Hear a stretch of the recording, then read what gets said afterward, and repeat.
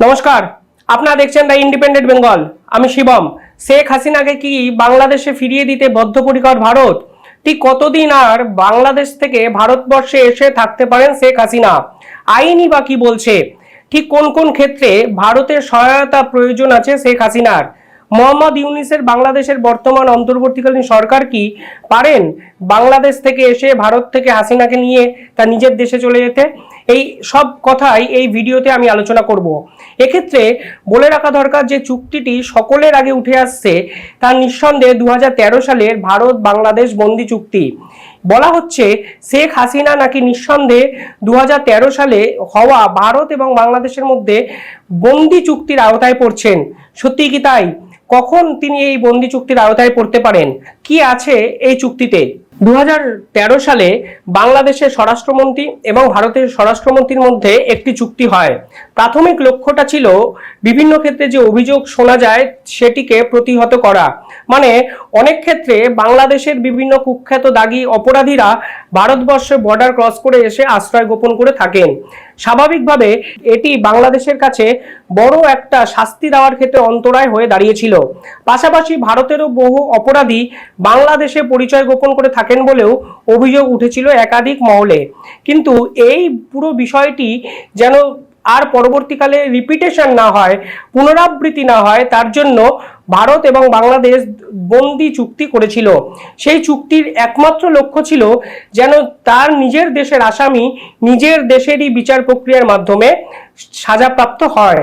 এবার এক্ষেত্রে দেখা যাচ্ছে শেখ হাসিনা নাকি 2013 এই পার্টিকুলার আইনটির আওতায় পড়তে পারেন বলা হচ্ছে।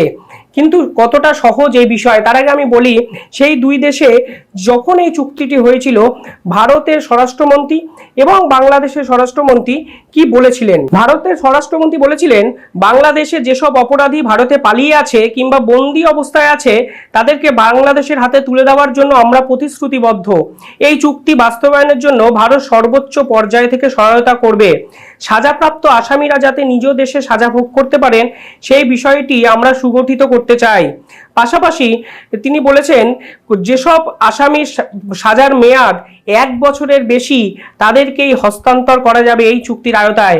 এখানে প্রশ্ন উঠছে শেখ হাসিনা সাজার মেয়াদ কত? মানে তার বিরুদ্ধে এখন আন্তর্জাতিক ট্রাইব্যুনালে বিচার চলছে। বিচার হওয়ার পর যদি তিনি অপরাধী প্রমাণ হন তাহলে তার মেয়াদের সাজার যে মেয়াদ সেটি প্রাথমিকভাবে দেখা হতে পারে।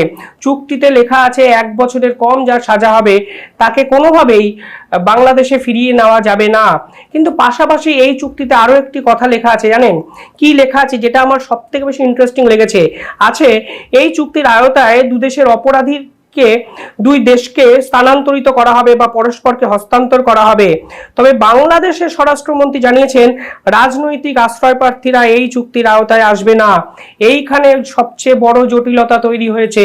রাজনৈতিক আশ্রয়প্রাপ্ত বন্দীরা, সেটাই বাংলাদেশের স্বরাষ্ট্রমন্ত্রী সেদিন জানিয়েছিল 2013 সালের 28 জানুয়ারি এই চুক্তিতে পলিটিক্যাল অ্যাসাইনমেন্ট যাদের দেওয়া হচ্ছে তাদেরকে হস্তান্তর করার নিয়ম নেই।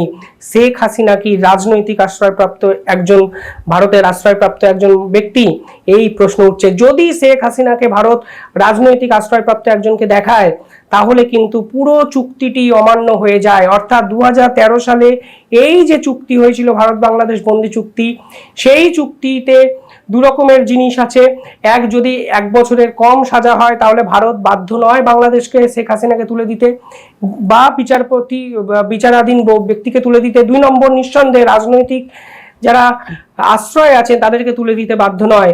এইবার হলো রাজনৈতিক আশ্রয়। ভারতের সংবিধানে আপনারা জেনে অবাক হবেন এই রাজনৈতিক আশ্রয় দেওয়ার কোনো সরকারিভাবে নিয়ম নেই। কিন্তু কিছু ক্ষেত্রে দুই দেশের সম্পর্ক, কূটনীতি বা দুই দেশের যে পারস্পরিক আন্ডারস্ট্যান্ডিং অনেক কিছুর উপর ডিপেন্ড করে কিছু ক্ষেত্রে ভারত এই রাজনৈতিক আশ্রয় বা কিছু মানুষকে জায়গা দিয়েছিল। আমি 2-3টে উদাহরণ আপনাদেরকে আমি পড়ে শোনাতে পারি। যদি অনেকটা পিছনে যান তাহলে দেখবেন 1959 সালে তিব্বত বিদ্রোহের পর দলাই লামা সহ তিব্বতের উদ্বাস্তুদের আশ্রয় দেওয়ার জন্য ভারতের একটা ইতিহাস ছিল। চীনা শাসনের অধীনে তিব্বতে রাজনৈতিক নিপীড়নের কারণে এই উদ্বাস্তুদের স্থান দেওয়া হয়েছিল। অর্থাৎ একটা গ্রুপ অফ পিপল যারা রাজনৈতিক আশ্রয়প্রাপ্ত সেদিন ছিলেন বা দলাই লামার সঙ্গে যারা ছিলেন তারা বিভিন্ন ক্ষেত্রে এফেক্টেড হয়েছিলেন সেই দেশে। প্রশ্ন হচ্ছে শেখ হাসিনা কি সেই দেশে এফেক্টেড? এই প্রশ্ন কিন্তু আমার নিঃসন্দেহে থাকলো। 2 নম্বর প্রশ্ন, তসলিমা নাসরিন আমরা সকলেই জানি বিশ্ববন্দিত একজন লেখিকা। 1990 সালে তসলিমা নাসরিনকে ভারত থেকে কিছুদিন আশ্রয় দেওয়া হয়েছিল। একজন বাংলাদেশি লেখিকা যার বিতর্কিত লেখিকার জন্য বাংলাদেশে মৃত্যুর হুমকি এবং নিপীড়িত হতে হয়েছিল। ভারত তাকে অস্থায়ী আশ্রয় দিয়েছিলেন এবং তাকে সুরক্ষাও দিয়েছিল বিভিন্ন ক্ষেত্রে। অর্থাৎ শেখ হাসিনার মতো যদি তসলিমা নাসরিন সেদিন 1990 সালে ভারত কিন্তু তাদের অস্থায়ীভাবে একটা জায়গা দিয়েছিল। পরবর্তীকালে একদম সাম্প্রতিককালে একটা ঘটনা 2016 সালে আহমেদ কুরেশি মামলা। আহমেদ কুরেশি নামক একজন আফগান নাগরিক যিনি দাবি করেছিলেন তালিবান দ্বারা নির্যাতিত হচ্ছেন তিনি এবং পরবর্তীকালে ভারতের আবেদন করেন। ফলে এই ভারতে স্থায়ী একটা বসবাসের জন্য তিনি আবেদন করেছিলেন। ভারত কিন্তু তাকে রাজনৈতিক আশ্রয় বিভিন্ন ক্ষেত্রে দিয়েছিলেন।